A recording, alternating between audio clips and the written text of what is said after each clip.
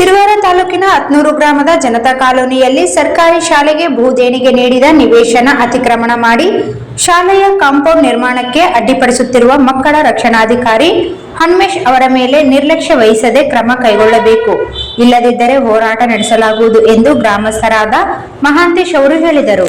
ಅವರಿಂದು ನಗರದ ಸುದ್ದಿಗಾರರೊಂದಿಗೆ ಮಾತನಾಡುತ್ತಾ, ಸಿರುವಾರ ತಾಲೂಕಿನ ಬಿಒ ಚಂದ್ರಶೇಖರ್ ಅವರು ಸರ್ಕಾರಿ ಶಾಲೆಗೆ ಭೂ ದೇಣಿಗೆ ನೀಡಿದ್ದು, ಆದರೆ ಅವರ ಸಂಬಂಧಿಕರಾದ ಹನುಮೇಶ್ ಮತ್ತು ಇವರ ಕುಟುಂಬಸ್ಥರು ಯಾವುದೇ ದಾಖಲೆಗಳು ಇಲ್ಲದೆ ನಿವೇಶನ ನಮ್ಮದು ಎಂದು ವಿನಾಕಾರಣ ಕಾಂಪೌಂಡ್ ನಿರ್ಮಾಣಕ್ಕೆ ಅಡ್ಡಿಪಡಿಸುತ್ತಿದ್ದಾರೆ ಎಂದು ಆರೋಪಿಸಿದರು.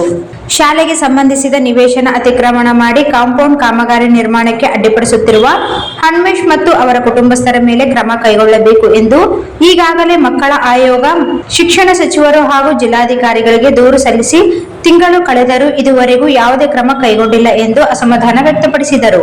ಹನುಮೇಶ್ ಈತ ದಿಶಾ ಕನ್ಸಲ್ಟೆನ್ಸಿ ಎಂಬುವವರ ಹತ್ತಿರ ಗುತ್ತಿಗೆ ಆಧಾರದ ಮೇಲೆ ಕರ್ತವ್ಯ ನಿರ್ವಹಿಸುತ್ತಿದ್ದಾರೆ. ಕೂಡಲೇ ಸಂಬಂಧಪಟ್ಟ ಅಧಿಕಾರಿಗಳು ಎಚ್ಚೆತ್ತುಕೊಂಡು ತನಿಖೆ ಮಾಡಬೇಕು. ಲೋಪದೋಷಗಳು ಕಂಡುಬಂದಲ್ಲಿ ಅವರ ವಿರುದ್ಧ ಪ್ರಕರಣ ದಾಖಲಿಸಿ ಅವರನ್ನು ಸೇವೆಯಿಂದ ಅಮಾನತು ಮಾಡಬೇಕು ಎಂದು ಒತ್ತಾಯಿಸಿದರು.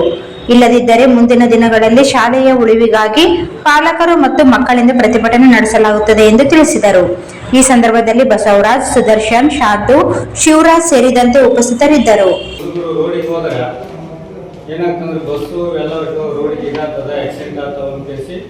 ಅಲ್ಲೇ ಒಂದು ಒಣಗೆ ಎಲ್ಲರೂ ಹಿರಿಯರು ಕುಂತು ಕೇಳಿಸಿ ಏನು ಮಾಡಿದ್ರು ಅಂತಂದ್ರೆ ಹಳೆ ಜಾಗ ಇತ್ತದು, ಹಳೆ ಊರು ಅಲ್ಲಿ ಇದ್ದಿದ್ದು ಅದನ್ನು ಬಿಟ್ಟು ಈ ಕಡೆ ಬಂದ ಮೇಲೆ ಆಮೇಲೆ ಏನು ಮಾಡಿದ್ರು, ಭೂದಾನಿಗಳಿಗೆ 3 ಜನ ಕೊಟ್ಟರು ಸರ್.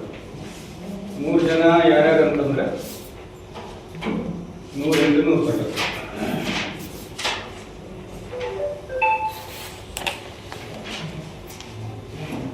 ಸರ್. ತಿಪ್ಪಯ್ಯ ತಂದೆ ಭೀಮಶಪ್ಪ, ಬಸಮ್ಮ ಗಂಡ ಬಸಪ್ಪ, ಬಸವರಾಜ್ ತಂದೆ ಮಲ್ಲಪ್ಪ.